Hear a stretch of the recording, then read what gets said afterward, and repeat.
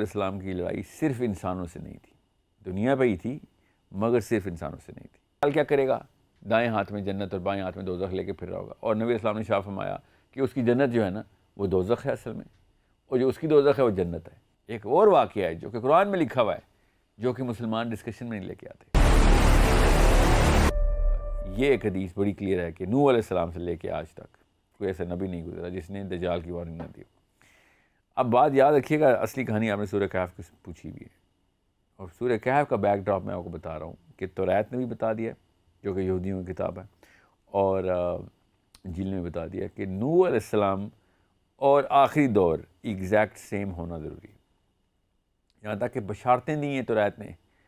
کہ نوح علیہ السلام کے جو فالورز ہوں گے، جو کہ بنی اسرائیل نہیں ہوں گے، بنی اسرائیل کے علاوہ جو قوم بچ جائے گی وہ نوح علیہ السلام، نوائٹس بولتے ہیں اس کو، نوح علیہ السلام کی امت کے لوگ ہیں کہ جو بھی حق کے اوپر ہیں، اللہ کی وحدانیت توحید کے اوپر ہیں، اور نوح علیہ السلام کی ڈسینڈنٹس میں سے ہیں۔ اب انہوں نے ایک دو تین اور نشانیاں کوالیفیکیشن رکھی ہوئی ہے، مقصد یہ نہیں ہے بات کا، اس لیے میں تفصیل میں نہیں جا رہا، مگر انہوں نے جب ایک بریکٹ بنانی تھی یہود کے علاوہ تو انہوں نے ان کو بھی ویٹو دے دیا، نوائٹس بولتے ہیں اس کو، نوح سے نوائٹس۔ اب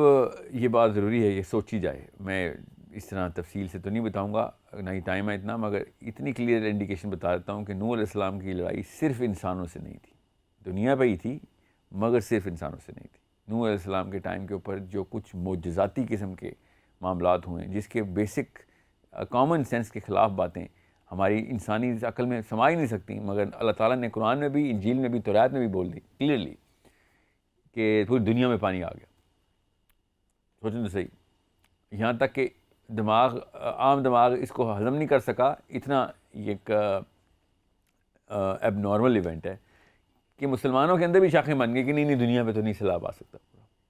حالانکہ توریت تفصیل بتا رہی ہے دنیا پہ سیلاب کی، ایتھیوپین بائبل، انجیل ساری، پھر اللہ تعالیٰ نے بھی سیلاب کی بات کی۔ اور دوسرا واقعہ جو بہت بڑا ہوا کہ نوح علیہ السلام نے سارے جانور اکٹھے کر لیے، ایک ایک جوڑا، یہ تو ہمیں پتہ ہے اس بات کا، سنا ہے آپ نے نا؟ آپ خود سوچیں کہ ایسی دنیا کی کون سی کشتی ہے جس میں دنیا کے جانور اکٹھے ہو سکتے ہیں؟ ہماری کامن سینس کے خلاف بات ہے۔ سو یا تو کشتی بہت ہی بڑی ہے، یا پھر دنیا کے سارے جانور اکٹھے نہیں ہوئے، یا پھر یہ دونوں تو ہوئے ہیں مگر وہ طریقہ کار بالکل فرق ہے جس طریقہ کار سے ہم نے اگر جانور اکٹھے کرنے ہو تو۔ اب جانور اکٹھے کرنے کا تو قرآن کی ڈائریکٹ آیت ہے، اس پہ تو ڈینائی نہیں ہو سکتا اس کے اوپر، لیکن اس کی توجیحات یہ نکالی جاتی ہیں اور تعویلات یہ کی جاتی ہیں کہ جو دماغ نہیں سما سکتا اس پورے علم کو یا اس پوری نالج کو یا اس انفارمیشن کو بھی،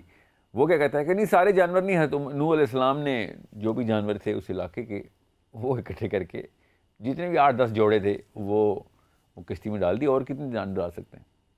کیونکہ عام دماغ کے بس کی بات نہیں ہے۔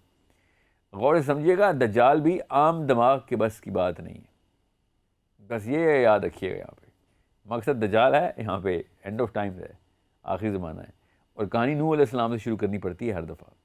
اور ہم نے آج تک اسلامک لٹریچر میں آپ نے کبھی کسی اسکالر کو سنا ہے کہ نوح علیہ السلام سے کھینچے کہانی؟ No, because there has to be a very scientific angle to look at this. اور خود انجیل گواہی دے رہی ہے، میں کون سی سائنس کے، آئنسٹائن نے تو نہیں لکھی نا انجیل، انجیل نے جب گواہی دی ہے کہ دجال کا ٹائم نوح علیہ السلام کا ٹائم کا ری پلے ہے۔ ابھی میں بتاتا ہوں کیسے کیسے ری پلے۔ سو دجال کیا کرے گا؟ دائیں ہاتھ میں جنت اور بائیں ہاتھ میں دوزخ لے کے پھر رہا ہوگا، اور نبی اسلام نے شاہ فرمایا کہ اس کی جنت جو ہے نا وہ دوزخ ہے اصل میں، اور جو اس کی دوزخ ہے وہ جنت ہے۔ اور تب جب تمہیں وہ کہیں نہ کہ میں نے تمہیں دوزخ میں ڈال دینا، اور تو لپک کی چھلانگ لگا دو دوزخ میں، تم اللہ کی جنت میں ہی پہنچو گے، اور جو اس کی جنت ہے اس میں جو لوگ چھلانگ لگائیں گے وہ دوزخ میں ہی جائیں گے۔ اب یہ والی کہانی یہیں تک کیوں روکی جاتی ہے؟ کوئی بھی ایک مسلمان یہ کیوں نہیں پوچھتا کہ اماں ابا سے یا مولوی صاحب سے، پروفیسر سے یا اپنے بڑوں سے کہ یہ جنت اور دوزخ ہاتھ میں کیسے اٹھاتے ہیں؟ ایسا کیا معاملہ ہے جو ان کے ذہن میں، کون سی تصویر؟ آپ بتائیں، آپ کے ذہن میں کیا تصویر بنتی ہے کہ جنت اور دوزخ اٹھائی ہوئے چال لیں؟ کوئی خاص نہیں بنتی، وہی سمبولک ذہن چلا جاتا ہے کہ شاید کہ اس نے اصلی کوئی ایک علاقہ تیار کیا ہوگا، وہ جو قادیانیوں نے ربہ تیار کیا ہوا تھا، ادھر جنت ہوگی، اور دوسری طرف روڈ کے اس طرف دوزخ تیار کی ہوئی تھی اور ہر سینٹر میں کھڑا ہوتا ہے۔ یہ تو نہیں تصویر بنتی نا کسی کی، اس نے پوری دنیا میں جانا ہے، اور نبی السلام نے اس کے ہاتھ کا بتایا، اس کے دائیں ہاتھ میں جنت لے کے پھر رہا، آگ کا دریا ہوگا، اور جو بھی بائیں ہاتھ میں مکس کر رہا ہوں، جو ایک ہاتھ میں داغ کا دریا ہوگا اور ایک ہاتھ میں جو ریگولر دریا ہوتا ہے پانی کا۔ لوگ